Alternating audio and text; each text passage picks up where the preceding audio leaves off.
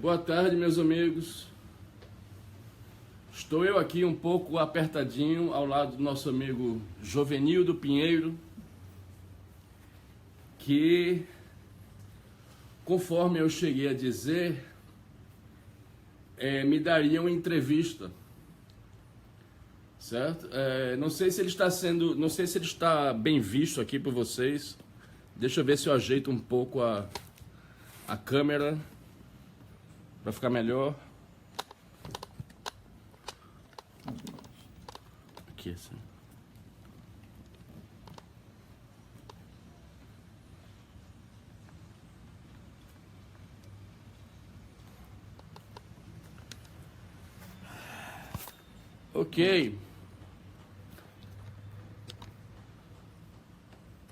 Ok, meus amigos. Você pode ir um pouquinho para falar? Pra lá. Esse senhor aqui ao meu lado se chama Jovenildo Pinheiro. Ele é um ex-militante comunista que viveu vários anos em Cuba. E eventualmente ele veio a se desiludir do comunismo completamente. Ok? E ele nos contará um pouquinho de sua trajetória e também, segundo me parece, alguns fatos interessantes envolvendo não só sua vida pessoal em Cuba, sobre a qual nós conversamos em off, um pouco antes de eu começar a entrevista, mas o Jovenildo também terá algumas coisas interessantes a dizer sobre um certo José Dirceu, ok? E eventualmente alguma outra figura do movimento comunista que ele queira mencionar. Vem um pouquinho mais para cá. Ok? Pronto, agora eu acho que estamos todos bem enquadrados. Eu vou abraçá-lo, que eu sei que ele já foi comunista, mas deixou de ser, e não, como é que se diz? Não come criancinha nem nada. Então estou dando um abraço forte nele aqui. Jovenildo, me diga uma coisa. Como foi que você foi atraído para o movimento comunista na sua juventude? Logo depois do golpe militar de 64, mais alto um pouquinho. Eu estudava naquele tempo ginasial e devido àquela movimentação política muito grande que ocorreu, estava uma efervescência política muito forte, eu comecei a me interessar por política, literatura, cinema, arte, e me envolvi no movimento estudantil, e a partir do movimento estudantil, ao longo dos anos 64, 65, 66 até 67, quando eu fui convidado para entrar no movimento recém-formado, que foi a formação do Partido Comunista Brasileiro Revolucionário. É o que tinha o Jacó Gorenda. PCBR, Jacó Gorenda, Apolônio de Carvalho e Mário Alves como os principais dirigentes. Sim. Que tinham saído do velho Partidão, PCB, para fundar uma nova organização. Eu achei essa organização muito interessante, porque eu nunca tive simpatia pelo velho Partidão, achava muito assim reformista para minhas concepções, e optei por essa via que o PCBR abria. Entrei e fui de 68 até o final, quando praticamente foi dissolvido. Eu só tive essa militância. Certo. Aí o senhor, naquela época, como outros tantos, foi eventualmente forçado a sair do país? Sim, eu fui preso em 72, passei 72? Sim. Passei todo o ano preso, em dezembro... Aqui mesmo no Brasil? No Brasil, aqui em Recife. Fui julgado, absolvido, e como continuaram as perseguições, eu tive que forçosamente sair do Brasil para não ser morto. Mas o senhor me disse que o senhor não chegou a participar de nenhuma ação de guerrilha, nada disso? Meu papel era fundamentalmente de organização e logística, de documentação, de aparelhamento, assim... Então o senhor não pegou em armas? Não, coisa não, assim? não, Tá. não. Aí o senhor ficou no Brasil e eventualmente foi para o Chile? Foi para o Chile e no Chile eu entrei, como se diz, no olho do furacão, porque eu cheguei em julho de 1973 no Chile, né, que era então a meca dos revolucionários. Fernando Henrique foi para lá, José Fernando Serra Henrique, foi pra lá. Serra estava lá, quer dizer, todos no elite, esse que estou citando, né? Eram realmente pessoas de um comportamento assim insuportável para a maioria das pessoas, porque eles se consideravam deuses. É mesmo, né? Fernando Henrique empavonado, ele era da CEPAL, né? Quem não, Fernando Henrique empavonado, qual é a novidade? Pois é, eu não conhecia essa figura, né? Mas já naquele tempo era uma coisa impressionante, né?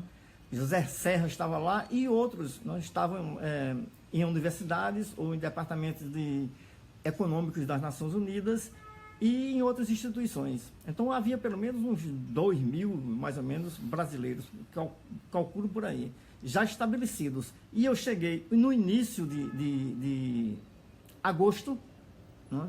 Quando foi um mês depois, um mês e 15 dias, e 11 dias depois, no dia 11 de setembro, ocorreu o golpe. Quer dizer, eu mal falava espanhol, não entendia muito pouco, né? E não entendia exatamente o que é que estava acontecendo. Eu cheguei no início de uma guerra civil, né? Fui apanhado nela, metido nela, e fui preso, fiquei no campo de refugiados durante 4 meses. No né? Chile. No Chile, né? Num campo de refugiados chamado Padre Hurtado, que ficava a 45 quilômetros de Santiago. Sim. E de lá, com mais 600 pessoas que estavam lá, todos latino-americanos, sob a guarda das Nações Unidas, era um campo de refugiados da Cruz Vermelha e das Nações Unidas, lentamente fomos sendo retirados de lá para vários países, principalmente a Europa. A Europa recebeu muitos, a Suécia, Dinamarca, Suíça, Itália, né?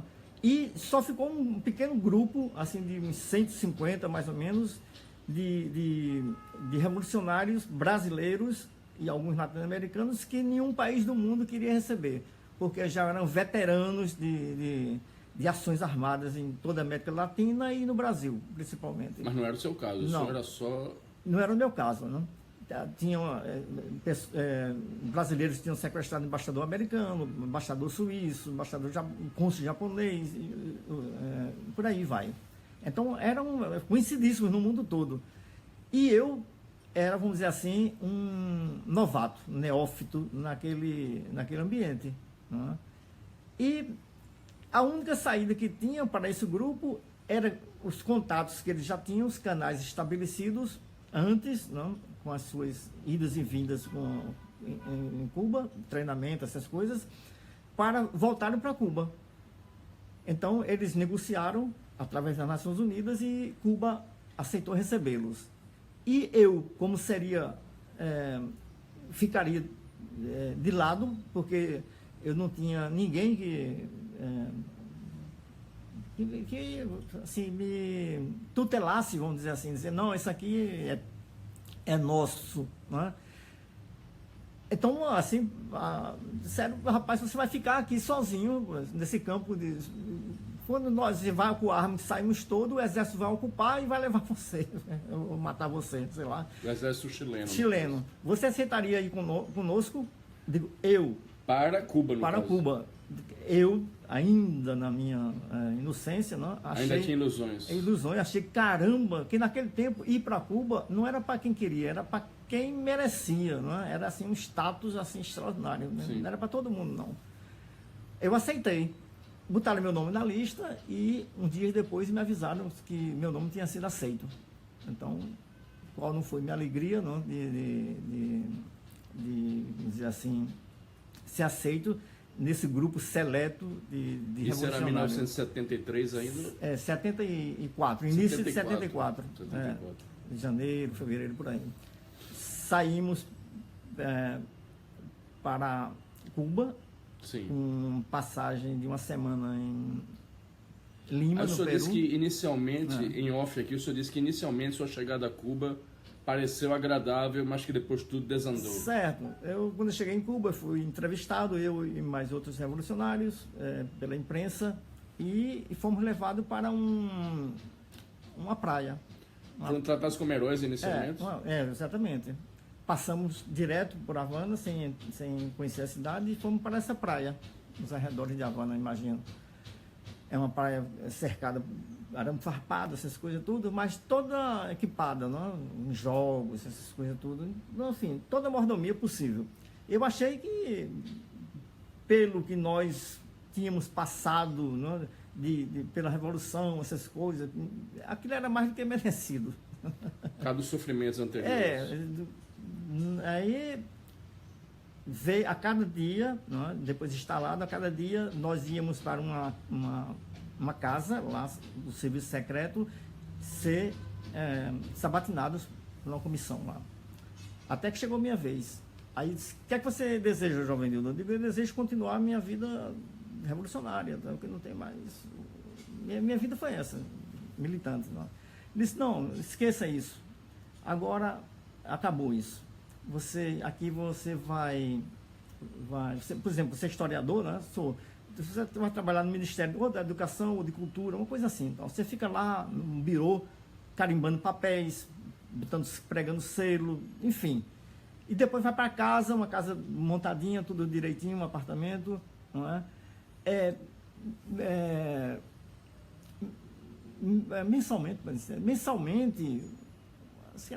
você recebe um jornal, A Voz Popular, que é do PCB, que eu nunca li esse jornal. A Voz Popular, uma coisa assim. Voz Operária. Era a Voz Operária, parece. Já estava sendo distribuído lá em Cuba. A Voz Operária para se inteirar das novidades revolucionárias e ponto. E enfim, acabou. Eu fiquei decepcionado. Como é que acabou? Acabou porque o resto, as diretrizes, os grandes pensamentos revolucionários, tudo isso, o nosso comandante pensa por todos nós. Disseram ao senhor que Fidel pensava por todo mundo. É o comandante supremo da Revolução, é ele. Ele que dá as diretrizes.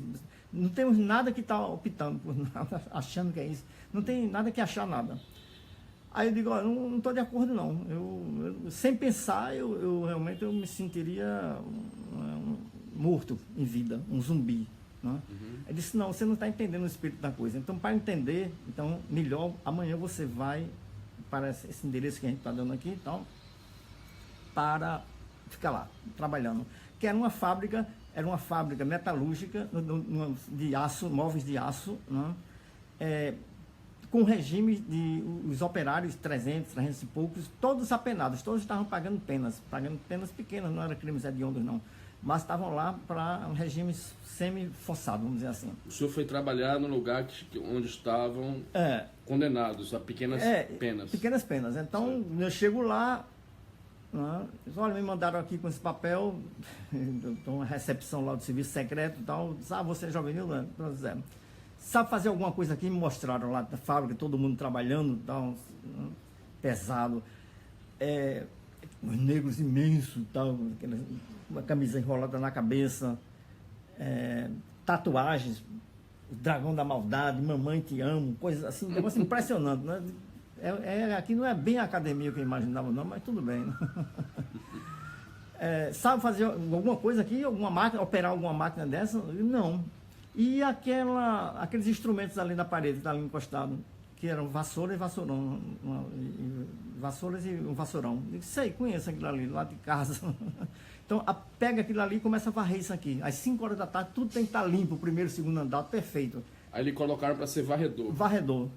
Recolher todas as limalhas de aço e tal. Então, eu recolhi o lixo.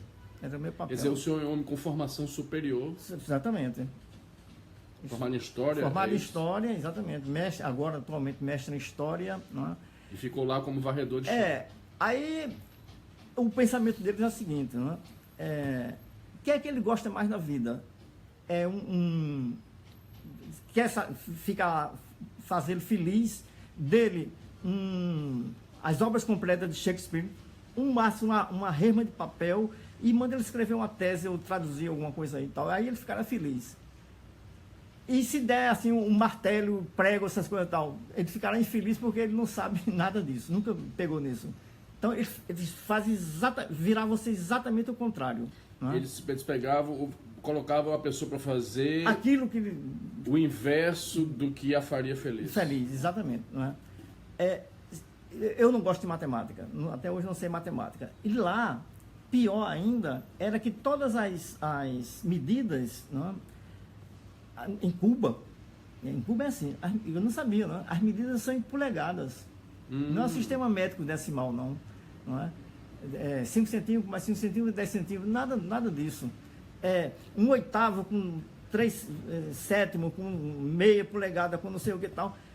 É uma coisa impressionante, em polegadas, que eu não entendia nada. Eu passei 3 anos lá, 2 anos e meio lá, nunca entendi em polegada. Mas me diga uma coisa, qual era a sua remuneração nesse seu emprego? Eu ganharia o equivalente, assim, $5 por mês, mais ou menos. Seria $5 por mês? Porque um médico atualmente ganha 40, um médico bem sucedido. Em Cuba, um médico atualmente ganha $40 por mês. Então, imagino que eu lá, como gari uns 5, olha lá. Não? O senhor acha que por valores atuais o senhor ganharia uns $5 mais ou menos? A comida vinha nos caldeirões, né, na hora do almoço, já feita, né? E era horrível, evidentemente. A comida era ruim? Horrível? Horrível. Até hoje eu sou traumatizado. Por quê? Chegava uma caminhoneta lá com um caldeirão, chegou o almoço, tal, tudo bem. Aí botava lá aquela gororoba, aquelas coisas, aí vinha, não é?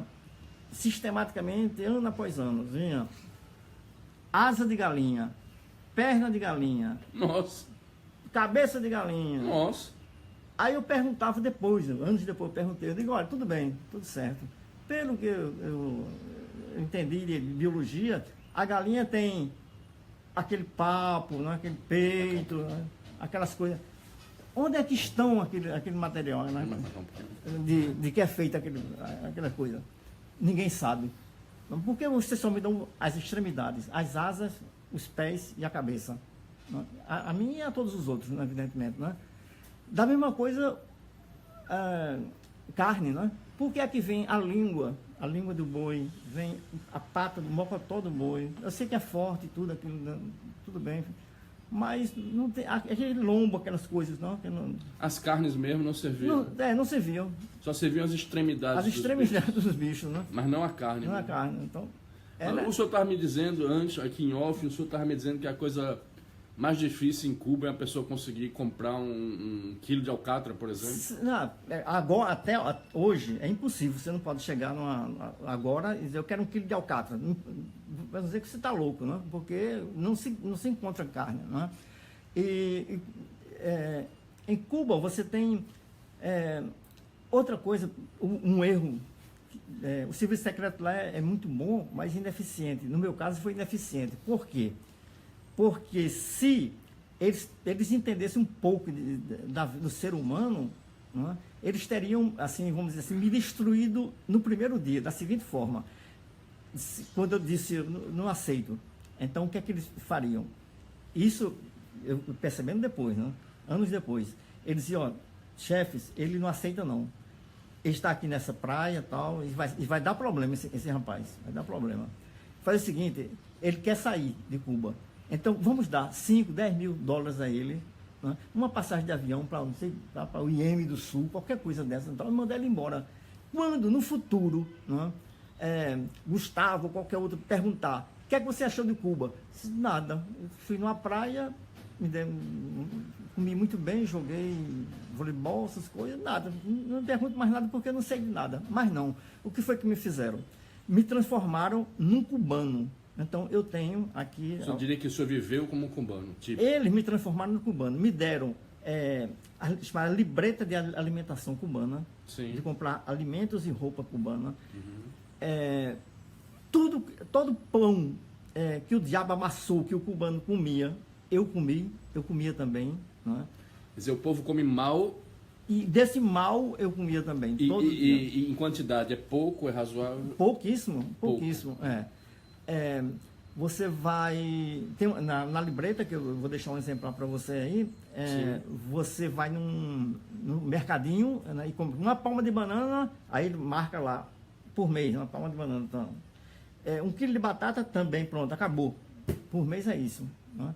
E feijão também. É assim, tudo marcado. E você só pode comprar numa, chama bodega, né? Numa só mercearia. Né? Daí porque o controle total da população. Você não pode, como se diz... A pessoa tem que comprar sempre no mesmo lugar? Você não pode cometer um crime e fugir, se evadir. Vai viver como? Uma semana depois você tem que se entregar. O senhor tinha que comprar a sua comida sempre no mesmo lugar? No mesmo lugar, exatamente. Esse é o grande segredo da Stasi. Né? Você tem que voltar para lá para comprar a comida. Porque você não pode ir para outra casa porque não tem como ele receber, dividir com você um pouco. Né? Então, não pode lhe esconder, não pode... Enfim, não existe vida clandestina. Ainda sobre... Eu vou falar daqui a pouco sobre saúde e educação, mas o senhor me permita... Em off, antes da gente começar, o senhor estava me dizendo que o governo tem barcos pesqueiros. Certo. Mas o cidadão comum não pode ter um barco pesqueiro? Não. Isso é temor de que fuja para os Estados Unidos? Porque é assim, os pescadores vão, mas deixa refém a família. Né? Tem que voltar, deixa a mulher e filho, não sei o que, para voltar. Então, eu trabalhei nessa aldeia de pescadores, e tinha assim, uns 50 barcos, eles passavam 8 dias no Mar do Caribe, por ali e tal, mas voltavam. Sim. Porque a família toda estava lá. Claro, aí o sujeito não vai comprometer a família. Pois é, tá refém. Né? Era refém. Mas, Jovenildo, mesmo quem sabe que Fidel Castro é um ditador, é um tirano, era, né, o que faleceu recentemente. Raul Castro... Certo. Aliás, o amigo nosso, Jarbas, disse que a família de Raul e a família de Fidel, na verdade, se detestam. Mas isso é outra história. Mesmo quem reconhece esses problemas todos, da completa falta de liberdade, esses problemas de alimentação que o senhor disse, etc. Algumas pessoas dizem assim, não, mas pelo menos a saúde é boa, a educação é boa. Certo. O senhor se sinta à vontade aqui para comentar sobre isso. Eu tive essa sorte ainda, sei lá, de não ser necessário ir para o hospital, passar a semana lá. Mas fui várias vezes visitar pessoas. Né? E as informações, já naquele tempo era isso, você não tinha, vamos dizer assim, o médico, olha, traga lençol de casa, traga um travesseiro. Lençol de casa, traga um travesseiro e tal, porque se não tem, o hospital não tem coisa para ele. É assim, a realidade de Cuba é isso. Né? E, por exemplo, a escola, tinha uma escola, o que se chama escola de tempo integral, tinha várias lá, mas tinha uma que eu conheci, assim, eu entrei rapidamente uma vez, Escola Lenin, que era Lenin, era que tinha 30 mil habitantes, é como a Universidade Federal, o campus, né? Era assim, mais ou menos. Né? Agora, hoje, que estava bem cuidada, todo o aparelhamento era da Alemanha Oriental, os laboratórios, aquelas coisas todas. Tal. Agora está um lixo, está uma favela, que era um exemplo de educação, agora está abandonada praticamente, o capim comendo os campos de futebol, não sei, coisa horrível, está horrível. A situação está muito difícil para Cuba. E mais ainda, logo quando eu fui me entrosando, porque eu não sabia nada de Cuba. Então, o que foi que o governo cubano fez? Me jogou dentro da população cubana. Então, diziam, não tem prostituição, não tem drogas. Não? Aí eu descobri que tem prostituição, tem drogas, tem tudo que você possa imaginar. Perseguição à religião. Naquele tempo, no meu tempo, nos anos 70, não, era muito dura a perseguição aos religiosos. Os homossexuais lá são perseguidos também? Perseguidos. Eu vou dizer um detalhe mais ainda. E essa religião, ela é um negócio meio assim, misturado, cristianismo com candomblé, chama santeria. Exato. Santeria. Então, nessa fábrica minha, eles tinham alguns, depois que eu me entrosei, não, alguns trabalhadores escondidos lá, a santa lá deles pendurada no pescoço, que era proibido, né? Então era proibido. Então tinha terreiros, toque de tambores, não sei o que e tal. Tudo isso eles me levavam porque eu era cubano, sabe? Eu era cubano. E na fábrica, depois de um ano e pouco trabalhando com eles, pessoas brutas, não sei o que e tal, eu fui ganhando a confiança deles, né? Para eles verem que não era da KGB lá de Cuba, estava ali para dedurar eles. Não era um delator. Não era um delator. Então, a máxima confiança, um dia, me lembro como fosse hoje, um dia, no intervalo do almoço, a gente se reunia no almoço lá, né? Fazia aquela roda assim. Aí eu me aproximei e tal, eles estavam fumando maconha. Fumando maconha? Fumando maconha. Já ouviu o que é? Digo, não fumo não. Nunca fumei. Nada, cigarro nenhum. Aí pronto, aí eu fui, assim, aceito, vamos dizer assim, no grupo. E já naquela época as moças se prostituíam? Totalmente. Porque é o seguinte, em Cuba, se tira a palavra do dicionário. Um exemplo, prostituição, não cita nem isso. Drogas, não tem. E continua existindo. Por exemplo, onde tem prostituição, substitua-se por calor humano. Né? Calor humano. Calor humano. Fraternal, é uma confraternização entre um brasileiro e uma cubana, não sei o que tal. Mentira, é pura prostituição. O Brasil está pagando para ter sexo. Exatamente. Né? Se alguém for hoje à noite, por exemplo, em Cuba, em Varadeiro, não sei o que, na rua 23, que é a principal lá, às 2, 3 da manhã, é uma zona de prostituição aberta. Uma esculhambação.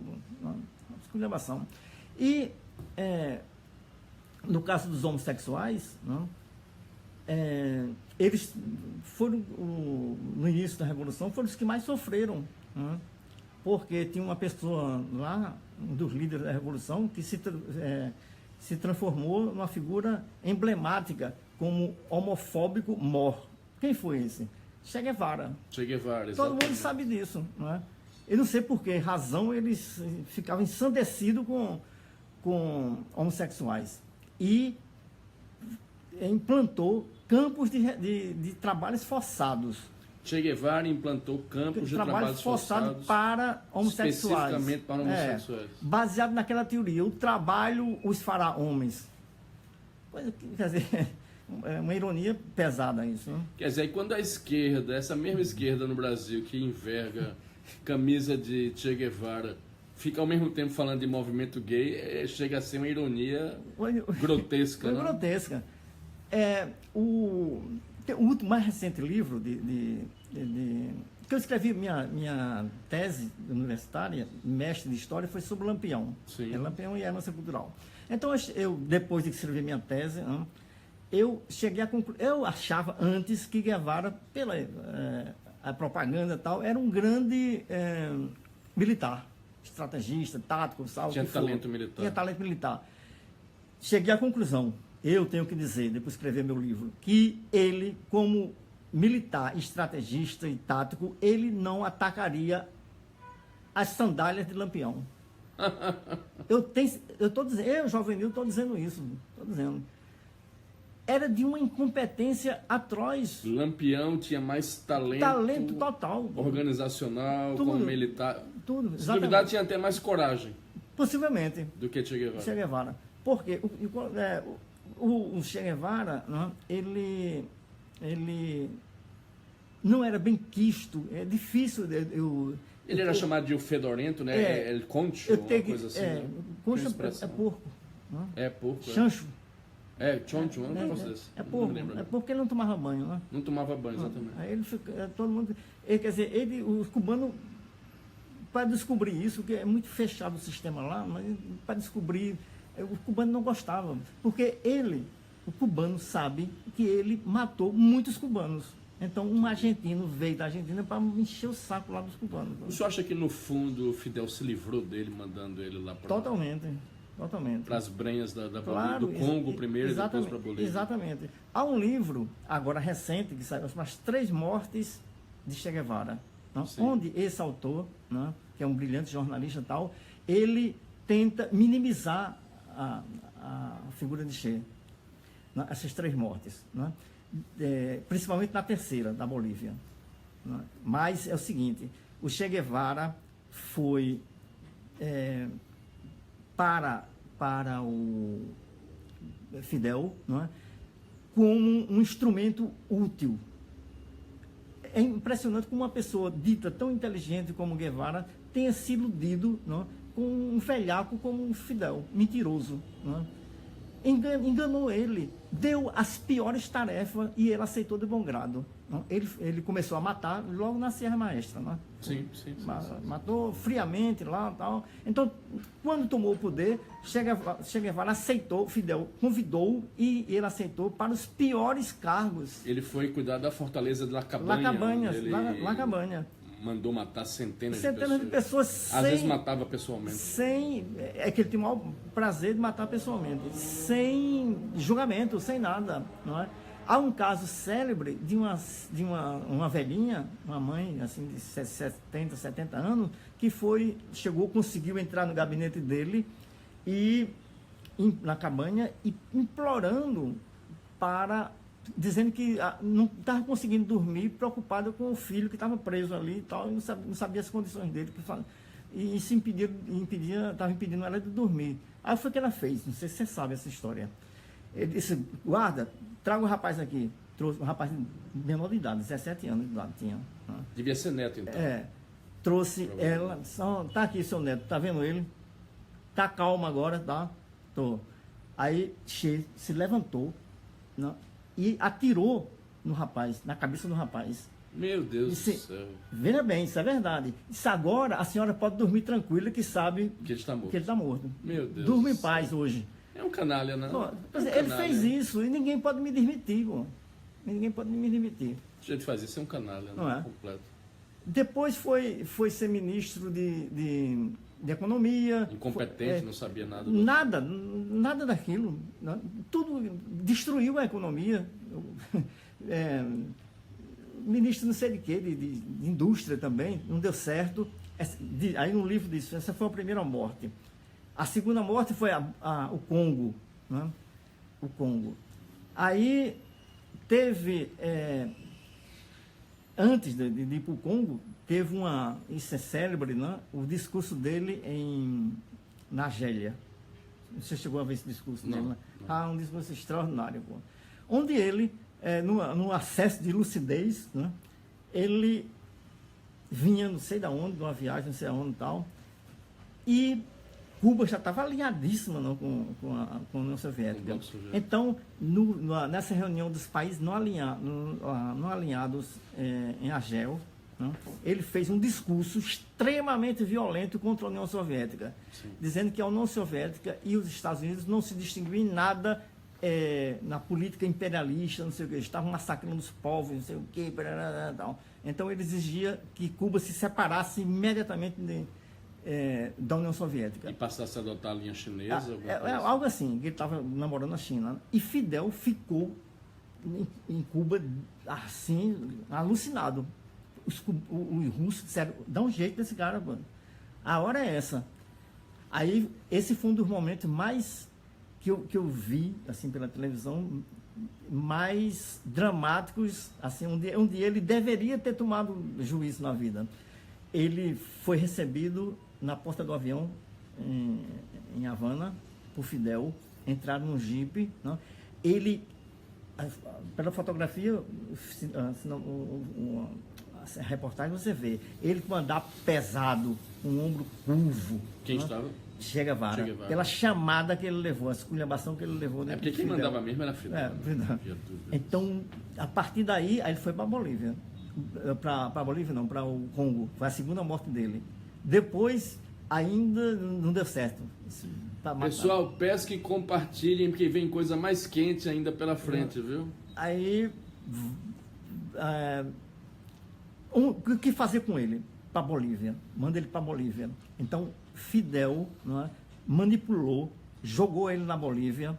Não é? Ele sempre, do início até o fim, sempre foi, assim, hipnotizado. Eu não sei o que aconteceu com Che Guevara, por essa figura cretina de Fidel Castro. Né? Mas, Jovenildo, me diga uma coisa, quantos anos você passou em Cuba? 4 anos, 6 meses e 15 dias, parece. Pelo que eu entendi, com exceção da recepção inicial, que lhe deram algumas benesses e tal, dali em diante, o senhor passou a comer o pão que o diabo amassou. Só. Porque eu aprendi uma coisa logo, que o cubano me ensinou, que é a história cubana, chama-se sociolismo, que eu achava que eu estava no país socialista. Não era país socialista. Eu aprendi as duras penas, chama sociolismo. Sabe o que quer dizer isso? Vou lhe explicar. Sócio, o país dos sócios. É assim, o cubano tem essa linguagem. Me sócio, você é meu sócio e tal. Então, se eu lhe apresento uma pessoa, isso aqui é meu sócio, meu sócio. Aí você, tá, tudo bem, é meu sócio também. Quer dizer, associados. É como uma, vamos dizer assim, uma máfia, geral, né? Exato. Pronto. Então, uma mão lava a outra. Aí então funciona assim. Só, meu sócio, eu estou precisando de uma lata de tinta coral para pintar essa sala aqui e tal. Tudo bem. Eu sou dizer que sua alimentação na época era asa... horrível. Horrível. Eu não gosto nem de falar. Não gosto nem de falar. Comida de porco. Negócio horrível. Sim. E que não era feijão, não, era garbanço, uma coisa de garbanço que é o parente pobríssimo do feijão, né? Uma ramificação horrorosa do feijão. Mas eu imagino que o senhor desejava sair de lá. Sim. E foi difícil. Foi difícil, mas vou explicar por quê. Não, peraí, mas nós vamos chegar lá. Sim. Vai ser o fim da entrevista. Mas antes, eu gostaria de que o senhor comentasse aqui com os nossos amigos sobre uma figura muito conhecida, né? Que o senhor me disse que quando o senhor chegou em Cuba, ele tinha acabado de sair de Cuba. Que foi o José Dirceu. José Dirceu. E o senhor me disse que ele tinha uma existência um tanto estranha e nebulosa em Cuba. Dirceu é o seguinte, ele é mais novo do que eu. Né? Eu sou dessa geração, eu sou um dos mais velhos. O senhor tem quanto? 80 anos? Não, tem 72. 70, perdão. 70. Dirceu tem 70. Sim. 2 anos mais jovem do que eu. Quando Dirceu, porque ele era assim uma figura muito bonita, quando era do movimento assim, estudantil, né? Ele era da UNE, não sei o quê. Ele era um jovem bem apessoado. Basta você ver as fotos, né? Que ele era charmoso, aquela coisa e tal. Aí ele, vamos dizer assim, encantava os dois lados, os dois sexos, tal, né? Ele já tinha essa tendência da vida. Quando ele foi para Cuba, né? Esse jeito dele, vamos dizer assim, mandão, de ser sempre, de estar sempre coordenando alguma coisa e tal, nem que seja a lava-jato da vida, uma coisa assim, roubando alguma coisa grande. Ele, em Cuba, quando ele passou uma temporada lá, ele, claro que não ia ficar na situação que eu fiquei. Ele sempre dava um jeito de fazer se conhecido de Fidel, tal, eu tenho um plano, não sei o quê, pronto. E Fidel se engraçava sempre desse tipo de gente. Ele era um favorecido do regime. Um favorecido, né? Então, era frequente a ida ao palácio lá para ver Fidel, aquelas coisas e tal, contar os planos dele. E em Cuba tem uma figura, né, que é muito enigmática, essa figura. Esses anos que eu passei lá, eu nunca vi uma foto dele. Chama-se... ele tem o sobrenome de Guevara, né? Guevara, mas o nome dele é Alfredo. E não tem parentesco? Não tem, ele é cubano de origem, mas é uma figura muito interessante. Alfredo Guevara? Alfredo Guevara, sim. Muito interessante. Ele agora estaria com 93, 4, 5 anos por aí, 95 anos se fosse vivo. Sim, né? sim. Porque ele era mais velho, uns 5 anos de Fidel. E era considerado o mentor intelectual de Fidel. Se Fidel tem intelecto, né? Que eu duvido. Aí, assim, vamos dizer assim, nos primeiros anos de escola, na infância praticamente, eles já eram amigos de escola. Fidel e esse senhor. E Alfredo Guevara. Basta dizer que quando, em 54, parece que foi em 1954, houve na Colômbia um chamado Cordobaço, se vocês me corrijam a data, que mataram, acho que foi um presidente lá na Colômbia, não sei o quê, uma coisa assim. Houve um negócio lá. Estava ocorrendo um encontro internacional de movimentos, não sei o que e tal, e teve um tumulto na capital da Colômbia, e foi em 54, nesse conflito estava a dupla, Fidel, jovem ainda, estudante, e Alfredo, que era o amigo dele. Foi a primeira vez que eu rastreei a amizade deles. Assim, depois continuaram essas amizades, e depois Fidel chegou ao poder. Ele sempre, esse cidadão sempre ocupou cargos invisíveis, ninguém sabe nada dele. Eu nunca vi nenhuma fotografia. Eminência parda, não? Agora, parece-me, pelo que eu andei investigando lá, é uma figura muito culta, não é? Refinada, não é? Por exemplo, de andar assim na cobertura dele, que ele tinha lá em Havana, com um roupão de seda da dinastia Ming. Não? Nossa Senhora. Aquelas banheiras maravilhosas. Não sabe o que ele... Aquela figura. E disseu, claro, que não podia deixar de... De ser o gravitou no círculo desse homem. De se entusiasmar por por esse estilo de vida, né? E era parceiro, tornou parceiro dessa figura, né? Então, é o que dizem lá na história secreta de Havana, lá, que Disseu andou namorando esse rapaz. Né? Namorando? Ou morando e namorando. Disseu namorou com esse Alfredo, não sei das quantas, Alfredo Guevara? Alfredo Guevara. Meus amigos, olha que revelação nós temos aqui. O senhor Jovenildo está dizendo, acho que pela primeira vez para o Brasil todo, que José Dirceu namorou com um cubano chamado Alfredo Guevara. Já falecido. Meu Deus do céu. Aí tem a outra figura do grupo de Fidel, né, do original de Fidel, chamada Célia Sanches, que é uma figura interessante ela. Magrinha, tal, mirradinha, sabe? Mas diziam lá que ela tinha um poder, uma ascendência sobre Fidel, assim, extraordinária. Ela não queria poder, assim, eu quero poder, mas ela manipulava Fidel, não sei como manipular aquele cara, né? Manipulava ela. Enfim, disse que ela tinha umas rezas fortes, umas coisas assim, sabe? Que Fidel escutava ela nesse setor, Célia Sanches. E que quando ela morreu, ele sentiu muito a falta dela. Que era conselheira, vamos dizer assim, espiritual, entre aspas. Mas era irmã dele? Não. Era da guerrilha. Desde a Serra Maestra. Mas não era amante porque ela não tinha um corpo agradável, não. Era uma figura fraquinha. Bom, mas não. Então, além de todas as revelações que o senhor nos fez, falta saber a peripécia de como foi a sua volta para o Brasil. E como a esquerda lhe recebeu na sua volta. Sim.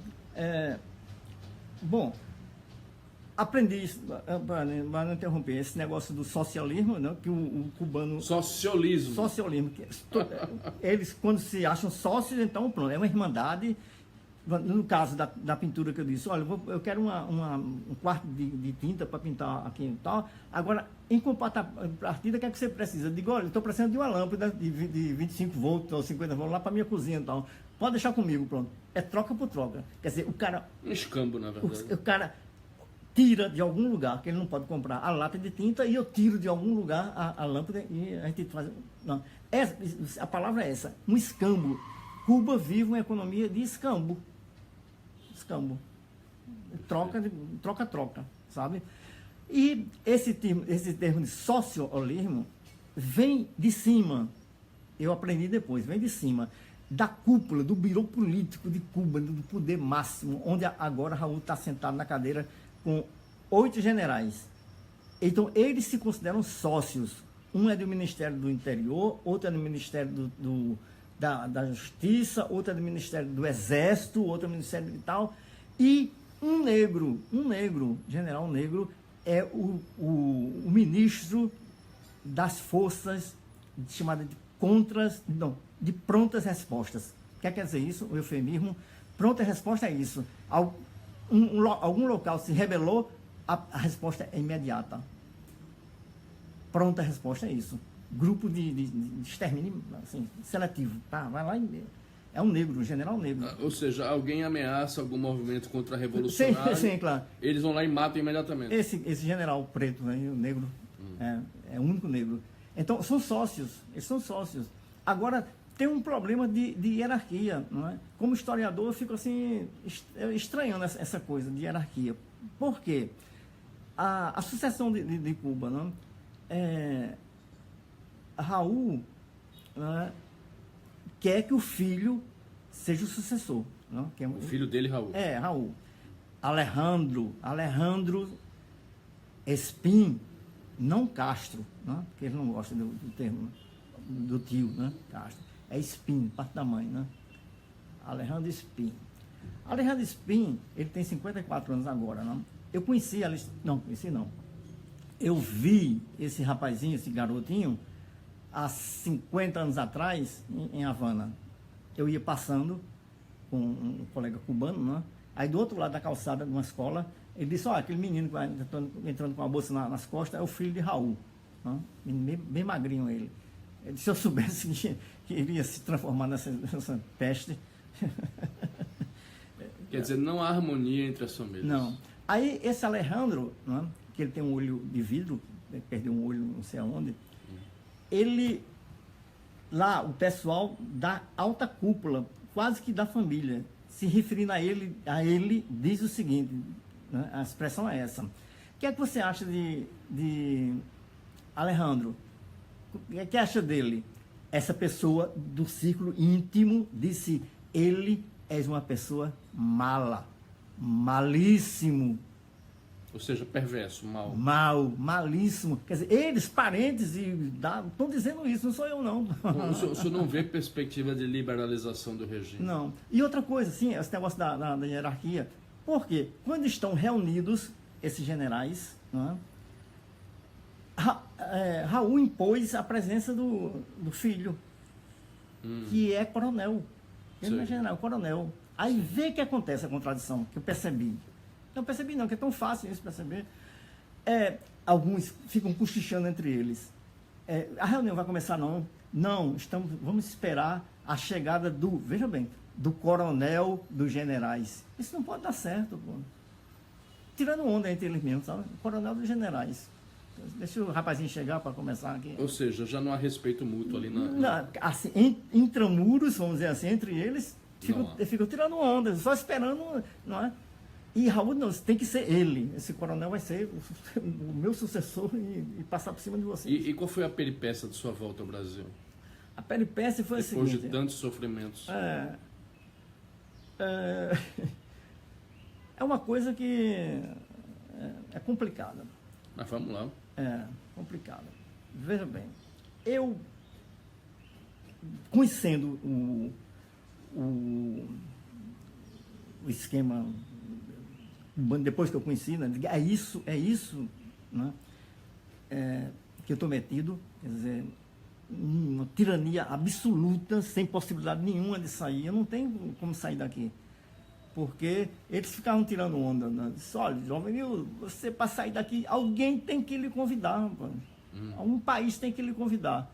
Você está na aldeia lá com os pescadores e tal. Qual o país do mundo que vai se lembrar de um historiador vagabundo lá de Custódia, que eu sou do interior de Pernambuco, para convidá-lo para dar aula lá, em qualquer universidade? Ninguém, pô, você vai morrer lá. Ele tá certo. Muito interessante. Mas aí acabou acontecendo isso? Acabou. Não, eu morrendo não. Não, de alguém se interessar. Acabou. Foi... É o seguinte, na metade do meu exílio, não é? Eu vou dizer, porque senão vocês não entendem minha saída. Na metade do meu exílio, eu não tinha acesso à comunidade brasileira.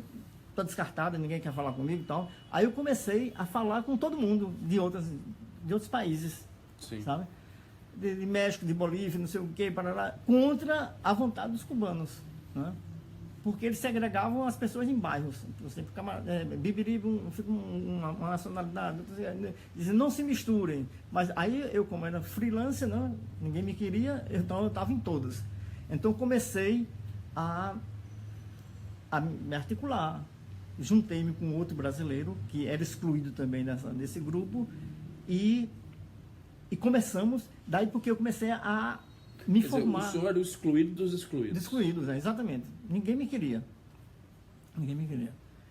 Aí então eu comecei o povo cubano me adotou como filho. Filho, sabe? O pouco que tinha, a miséria que tinha, repartiu comigo. Nunca tive nenhum problema comigo. Até o último momento, por exemplo, um botão cair, tinha agora, porque um botão cair, primeiro, para conseguir outro botão é complicado, uma linha é complicado e a agulha é pior ainda. Então, o que fazer com isso? Eu não posso chegar no local e dizer, me dá uma agulha, linha para costurar. Não pode. Então, meu sócio, me dá um jeito aqui. Então, uma mão lava a outra. Aí qual foi o país que acabou tendo interesse? Portugal. Portugal. Da seguinte forma. Quantos anos o senhor ficou em Cuba ao todo? 4 anos e 5 meses e 15 dias, mais ou menos. Tem a conta. 4 anos e 5 meses. Exatamente. A metade em Havana e a metade nessa ilha de pescadores, onde eu estava completamente abandonada. Certo. Aí, o que fazer? Como eu saí daqui? Estou perdido. Quer dizer, aí, aconteceu o seguinte. Um belo dia,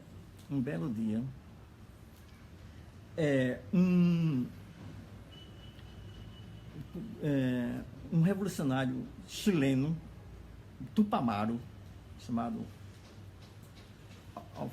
Clemente, o nome dele. Ele me deu um livro. Ele ia sair de Cuba, né? Já. Que os Tupamaros não se davam muito bem. Ele ia sair e disse, olha, Jovenil, tem esse livro aqui, leia, dessa evolução. Tem 24 horas para ler esse livro. E me devolva. Está certo. Aí quando eu vi o livro, eu disse, caramba, rapaz. Aí peguei papel e tal, me tranquei e li em 24 horas e anotei todinho. O livro chama-se A Orquestra Vermelha, de Gilles Perrault, francês. Gilles Perrault.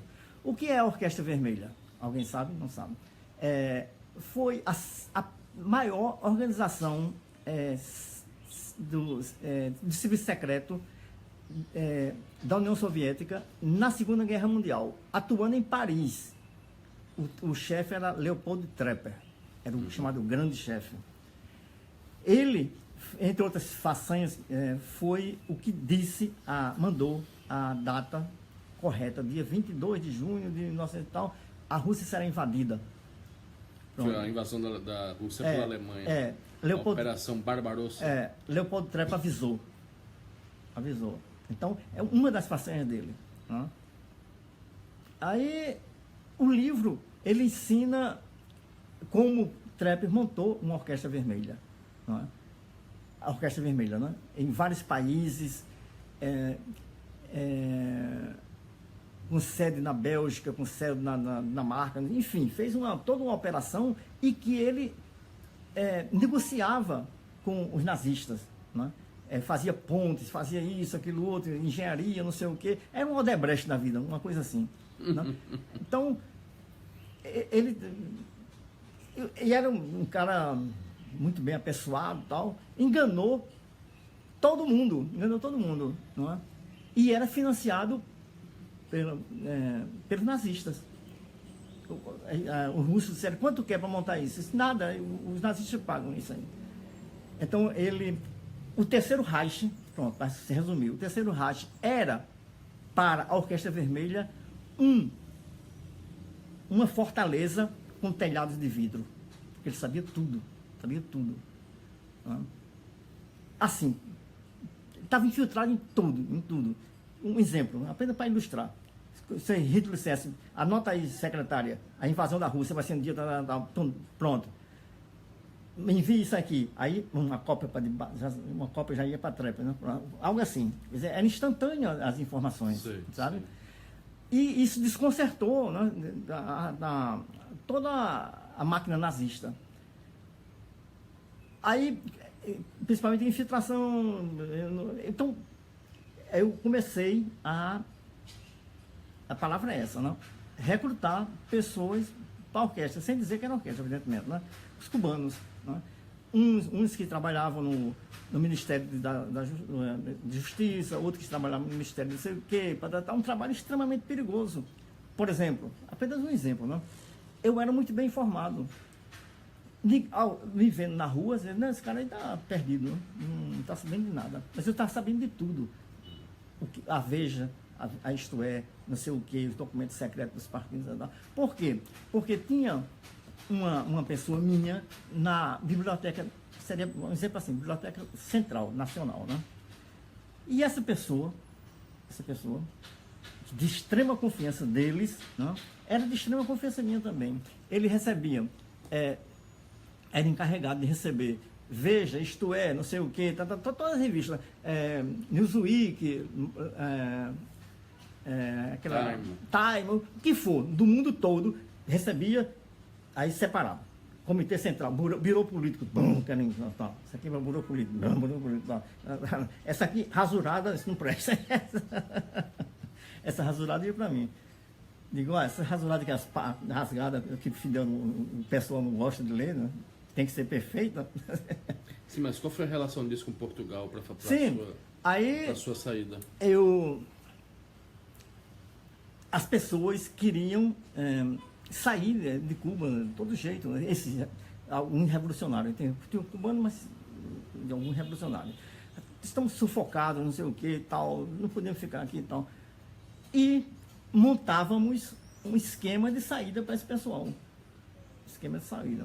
Por meio dessa organização. Dessa organização. Então a pessoa saía com dinheiro, com um endereço, com, enfim, tudo estava lavado, seja feliz, não sei o que e tal. E o meu vice, eu vou deixar o documento aqui para você mostrar o pessoal depois, o meu vice foi o primeiro... Cadê? Já quer mostrar mesmo? Pode. Se o senhor achar aqui. Sim, claro. O meu vice foi o primeiro a sequestrar um avião... Meu vice não é isso. Sequestrar um avião para Cuba, em 1967. É o Mar Oliveira. Mauro Oliveira? Elmar Oliveira. Elomar? Elmar, em espanhol. O primeiro a sequestrar um avião para Cuba. Da Cruzeiro do Sul, diretamente do Rio de Janeiro para Havana. E lá, chegando em Cuba, né, ele ficou no ostracismo lá. No ostracismo. Aí eu encontrei ele depois lá, no ostracismo e tal, e resolvemos fundar. Porque ele tinha um extremo talento diplomático, para ser diplomático, não é? Porque ele conhecia todo mundo. Tá? Era muito dado. Tudo bem, tudo bem. Conhecia tudo, cubano, brasileiro, tudo. Então, o papel dele é o seguinte, era conhecer as pessoas, me apresentar e eu, no jogo da montagem, eu montava o esquema. Esse serve, esse não serve. A palavra final era minha. Né? Esse foi o documento da saída. Que ele permitiu sair de Cuba. De Cuba. Ó, pessoal, a carta de alforria. E agora, para você entender, tá aqui, vou lhe mostrar. Visto bom para Portugal, autorizado pelo doutor conselheiro da Embaixada de Portugal. Se eu não explicasse isso que eu estou explicando, como eu ia entender? Eu estava num campo de pescadores, e como é que eu vou na Embaixada e peço para o cara fazer isso? Entendi. Com passagem paga e tudo. Né? Quer dizer, por meio de todo esse esquema que o senhor arquitetou, conseguiu certo. Aí todos... esse contato com Portugal Todos saíram, veja bem. Esse interesse. Todos esses revolucionários saíram de lá com a condição, me tirem daqui. O senhor voltou diretamente para o Brasil? Não, fui para Portugal. Para Portugal. Exatamente. Aí eu fiquei na aldeia até que fui chamado pela Embaixada de Portugal. Para surpresa dos cubanos, né, o Ministério de Relações Exteriores de Cuba recebeu um chamado do embaixador, diz, olha, tem um cidadão brasileiro aqui, lá não sei aonde, localiza... Jovenildo, o nome do senhor completo é Jovenildo Pinheiro de Souza. Jovenildo Pinheiro de Souza. Localizem ele e diga que vem aqui na embaixada. Aí um belo dia eu estava lá com os pescadores e disse, estão te chamando na embaixada de Portugal. Eu já sabia mais ou menos o que era, né? Aí o senhor foi de voo charter, alguma coisa assim? Não. Aí eu fui, o cara me deu isso, eu fui, que é terrível, né? Em qualquer tempo, não? O Ministério de Relações Exteriores de Havana, sem dúvida, sem dúvida. De interior, que a polícia secreta, para receber isso. Cheio, policial, meu Deus. Como é que você vai mesmo? Como é que pode? E indo para Portugal, quanto tempo o senhor ficou lá? Passei até o final de 79. O senhor voltou com aquela leva dos anistiados? Anistiados, exatamente. Certo, mas aí naquela época, grande parte dos anistiados, certo. Foi o caso de Miguel Arraes, Certo, por exemplo, certo. de Leonel Brizola. Sim, certo. Eles voltaram ainda professando o ideal esquerdista. Certo, Não foi o seu caso. Não. O senhor voltou desiludido e querendo continuar com a sua vida, mas sem acreditar mais em nada disso. Exatamente, porque veja bem. E aí como é que a esquerda lhe recebeu? Muito mal. Na volta, o rapaz das Nações Unidas perguntou qual o voo que você quer ir. Esse voo da alegria, que vem a Arraes, Brizola e tal, que É o voo da alegria? Paris, Londres, São Paulo, Rio, onde chegar, sempre carnaval. Uma festança. É festança. Ou você quer ir direto, Lisboa, Guararapes, digo esse, porque eu sabia esse pessoal, a raça. E que imagens são essas? Eu vejo uma foto de Fidel claro. aqui. Então, por isso, eu quero ir só. Eu quero ir só. Pessoal, Do que ir mal acompanhado. essa foto aqui é bastante eloquente. Porque eu prefiro vir só. Como é que está escrito aqui? Arraes além das fronteiras, em visita fraternal a Fidel Castro. Como você vê. Fraternal. Mas não é o termo que os socialistas usam, fraternal. Mas tem outra coisa, aqui que eu quero mostrar. Por não senhor. Porque isso é uma revista que todo mundo conhece, né? De alto nível para o mundo assim, empresarial. Né? Eu recebo de graça isso. Algo mais. Né? Sim. Tudo bem, certo. A jornalista escreve, tal. Tudo bem. Aí diz aqui, o que é, como se esconde as coisas. As palavras escondem as coisas. Né? Eu vendo isso em dezembro de 2016. Eu sabendo da história. Ele na Argélia, né? O escoamento da produção de diamantes de Angola, no primeiro ano após a libertação, foi viabilizada através da conexão que a Arraes promoveu entre o governo angolano, veja bem, e um grupo econômico da época. Escoamento ilegal? Não, o escoamento o escoamento da produção de diamantes. Veja nas entrelinhas. O escoamento da produção, que é uma das maiores do mundo, de Angola, Sim. após a libertação de Angola dos portugueses, foi viabilizada através da conexão que a Arraes promoveu entre o governo angolano, né, e um grupo econômico da época. Sim, mas aí o senhor acha que... Que grupo econômico é esse? Odebrecht?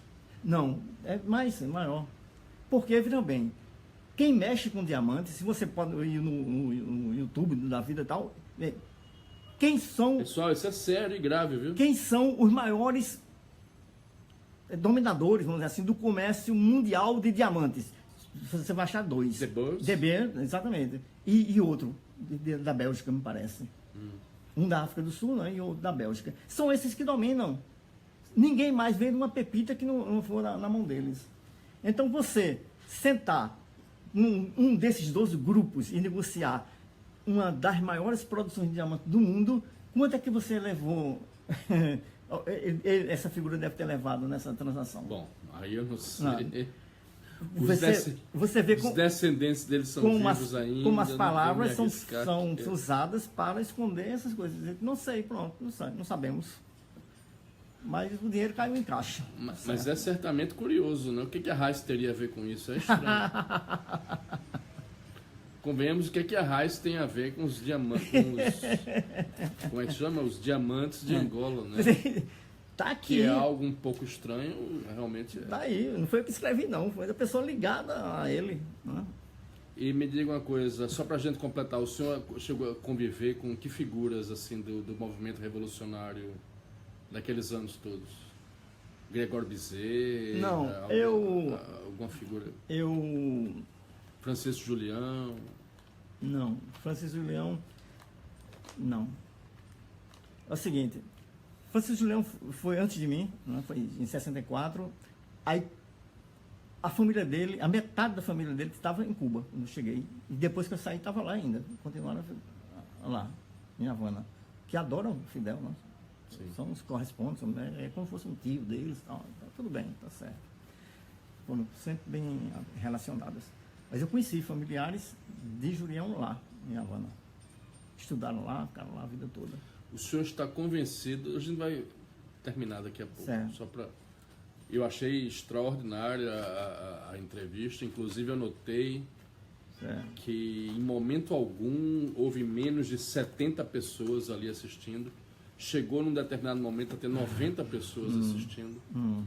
O senhor está convencido de que os movimentos revolucionários daquela época desejavam implantar uma ditadura do proletariado no Brasil, uma ditadura de esquerda?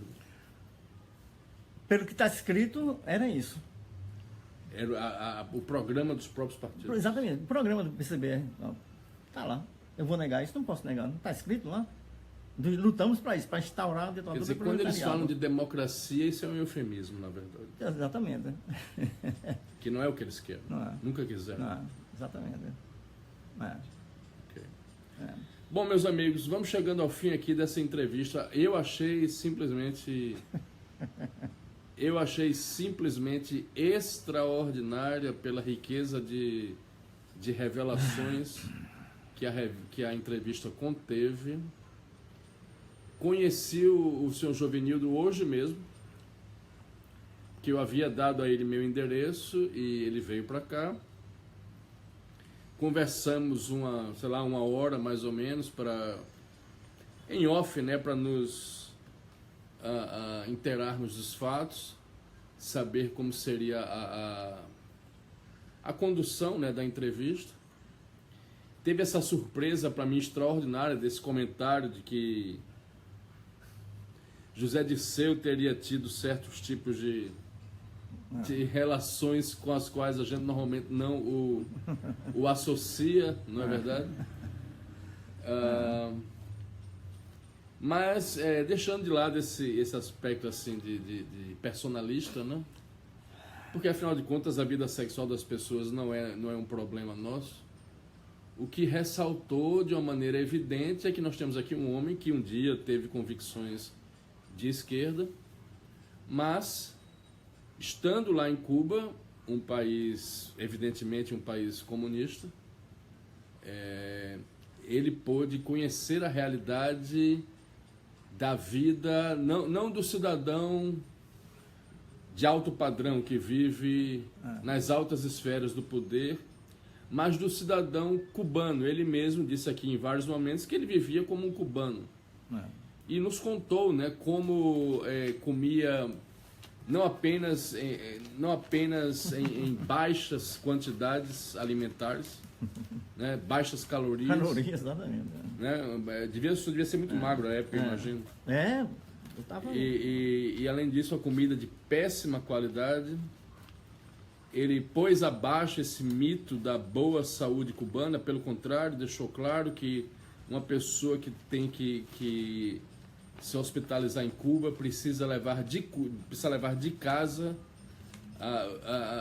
os seus próprios cobertores, travesseiros e, enfim, roupa de cama, essa coisa toda, não é? E teve um comentário que ele fez que eu achei particularmente chocante, logo no começo, né? Ele, como jovem revolucionário, cheio de ideais e cheio de ideias, teve que ouvir de um militante mais experiente que o trabalho dele não era pensar. Porque, como ele mesmo disse, Fidel pensava por todos. E, meus amigos, no fundo, isso é o comunismo. Você tem uma... Aqui, olha só, pessoal. Uma cópia da libreta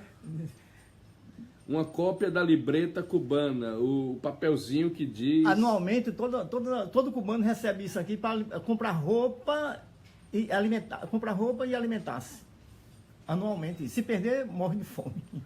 Pois é. Então imaginem o que é a realidade desse país que a nossa esquerda brasileira estupidamente gosta de apresentar como se fora um paraíso, né? Um paraíso sobre a terra, de conforto e bem-estar e assim por diante, coisa que evidentemente não cabe e não é nada disso.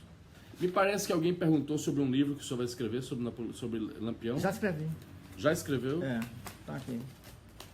Foi lançado. Ah, sim, pronto, não podia. Ótimo. Então, pessoal, bom, o YouTube, o Facebook distorce, né, as imagens. Mas eu vou ler para vocês. O título do livro é Sertão Sangrento, Luta e Resistência. O autor, este distinto senhor que está aqui do meu lado, Jovenildo Pinheiro de Souza.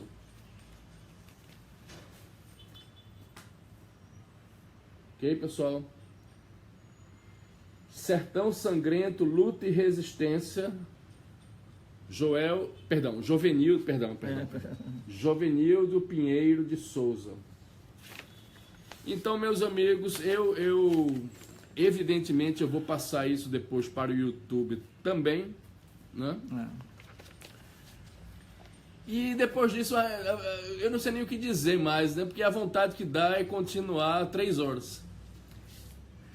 Eu não sei se ele tem a mesma vontade, mas a vontade que dá é ficar mais 4 horas conversando.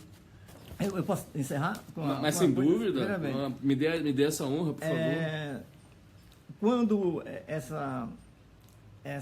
nessa oportunidade de aceitar ou não, calar o meu pensamento e aceitar o tirano, né?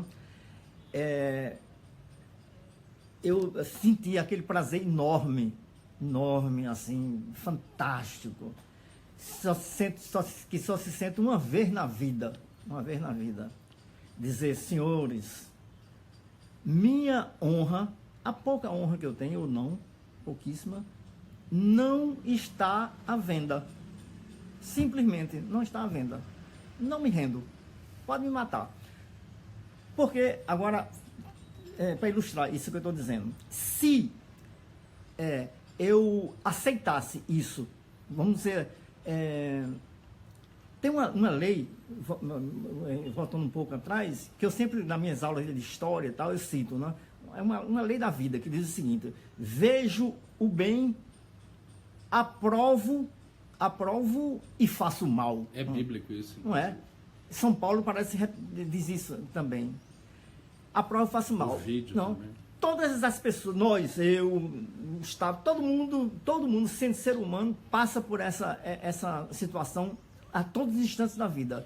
E o senhor, me permite, o senhor teve uma coragem moral extraordinária, né? Porque se naquela época o senhor tivesse aceito, sim, provavelmente teria tido um nível de vida melhor. Exatamente isso que eu queria dizer. Um grau de conforto melhor. Eu vou ilustrar. Porque vamos supor que eu abdicasse de tudo e dizer: vou ser um bandido, eu sou inteligente, sou historiador, sou tudo, vou botar para quebrar. Vou seguir fiel. Isso é uma quadrilha, então eu vou me aliar a ela. Fielmente. Vou me vender totalmente e ficar rico, e acabar com minha alma, destruir tudo, vou acabar com tudo, mas vou ficar rico. Da seguinte forma, um plano, digo: Fidel tem um plano, diga o que é.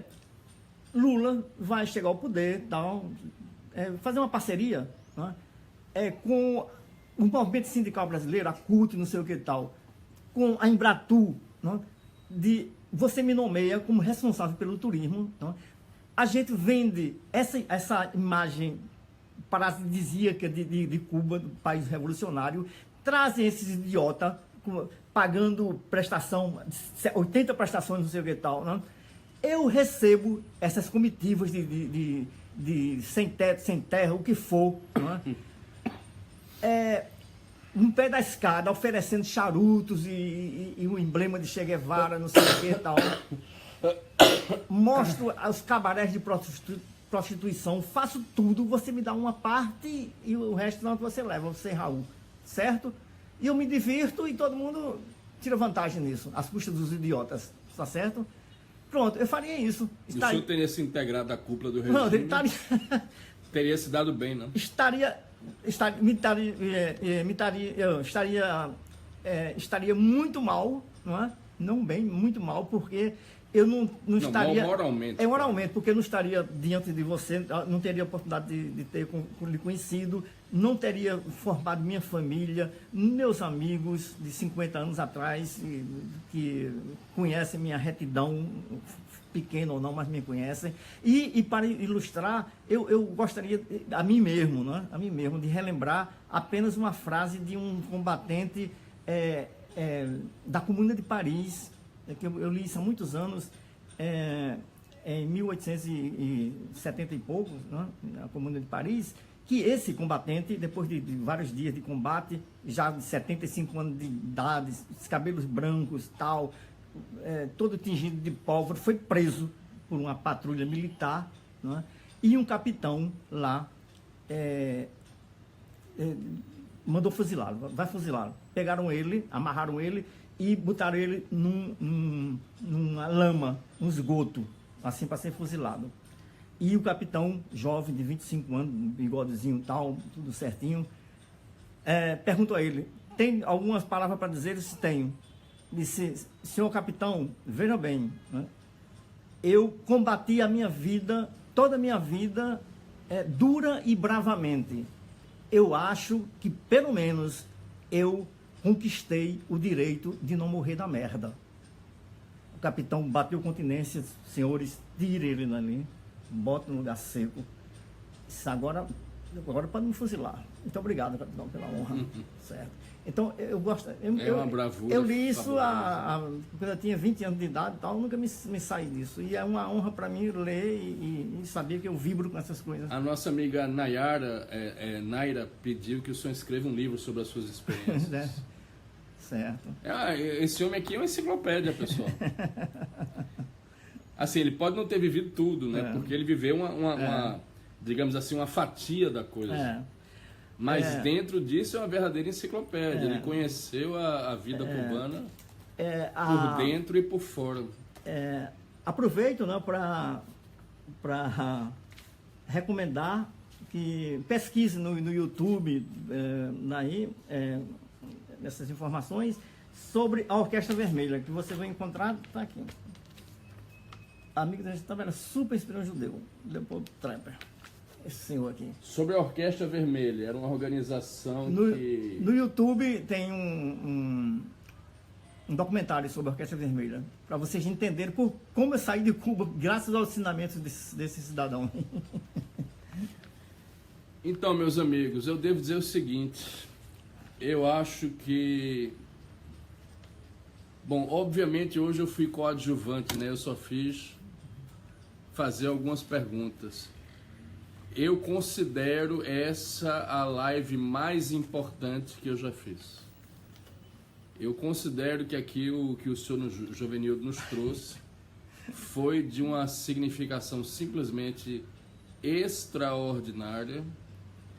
Eu sugiro, não em meu nome, mas em nome do conhecimento dos fatos, que aqueles que pegaram a coisa já em andamento, daqui a alguns instantes, quando nós tivermos publicado no Facebook, eu sugiro que quem pegou em andamento recomece do começo, porque foram ditas coisas aqui simplesmente extraordinárias sobre a experiência de um homem que em juventude foi entusiasta do movimento comunista, mas que jamais abdicou da sua liberdade de pensamento individual e que, quando em Cuba exigiram a ele a subserviência total